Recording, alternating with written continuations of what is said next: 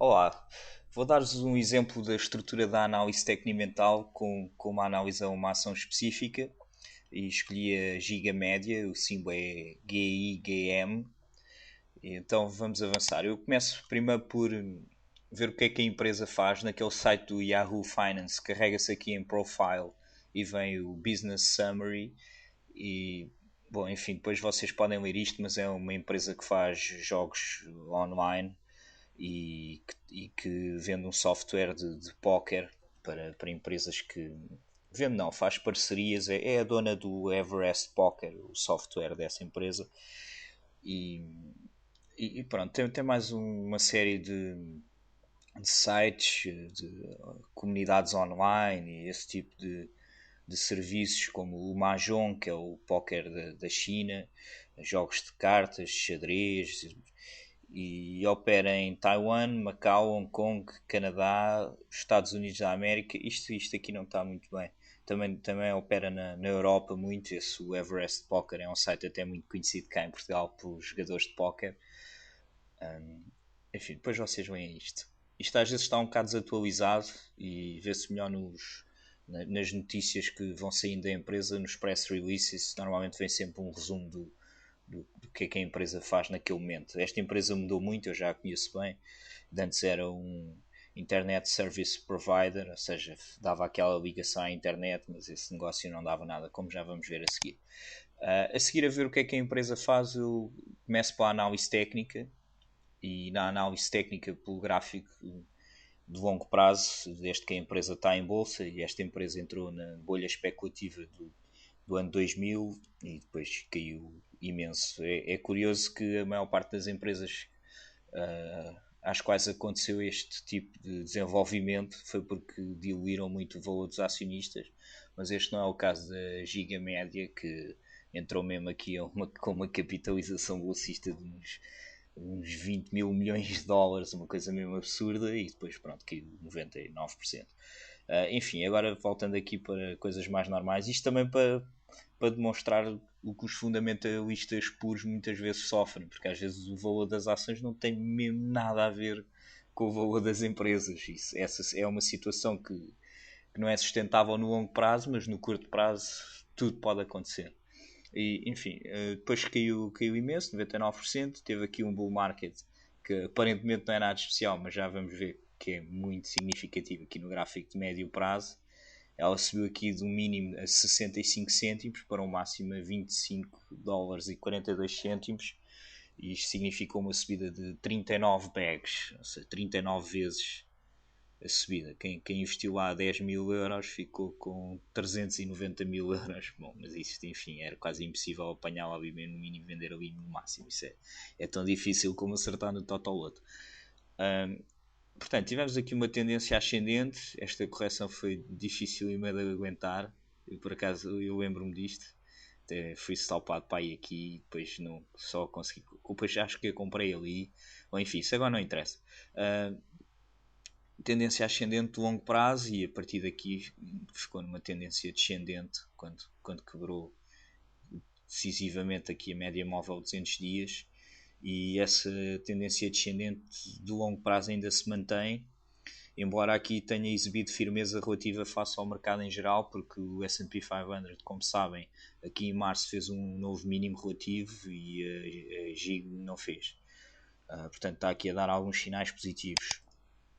No curto prazo, temos um triângulo moderadamente ascendente, unindo estes pontos e unindo ali as resistências.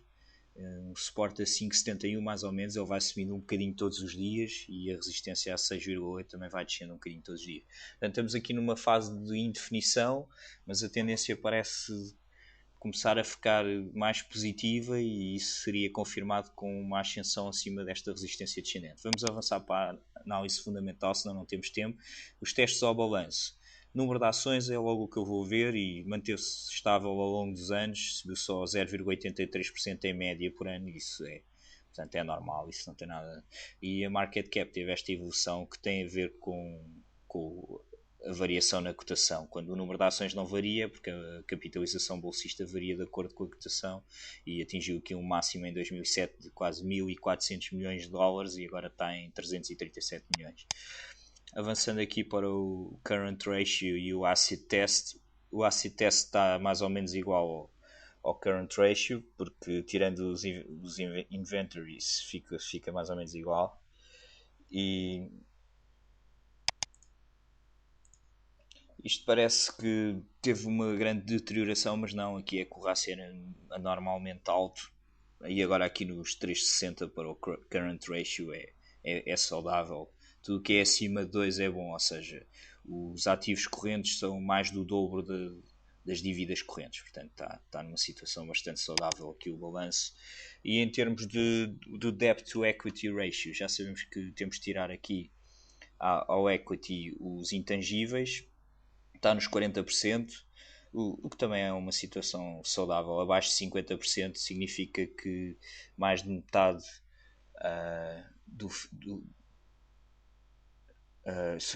quanto menos melhor. Portanto, quanto menor a dívida pesar no valor da empresa, melhor. Isto é uma situação muito diferente das empresas portuguesas, muito diferente mesmo.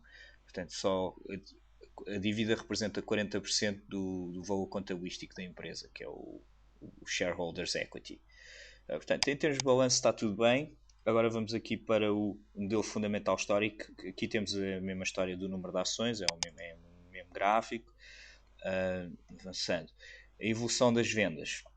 Eram só 10 milhões aqui em 2000, 11 milhões em 2001, foram subindo muito e depois caíram aqui porque houve uma grande transformação na empresa, que passou de ser um Internet Service Provider para fazer online games, e a partir daí as vendas também subiram bastante e estão em 190 milhões em 2008. Para 2009, isto já são estimativas que eu fui retirar ao site do Yahoo, em que diz Analyst Estimates, e eles esperam 194 milhões em 2009 e 226 milhões das vendas em 2010.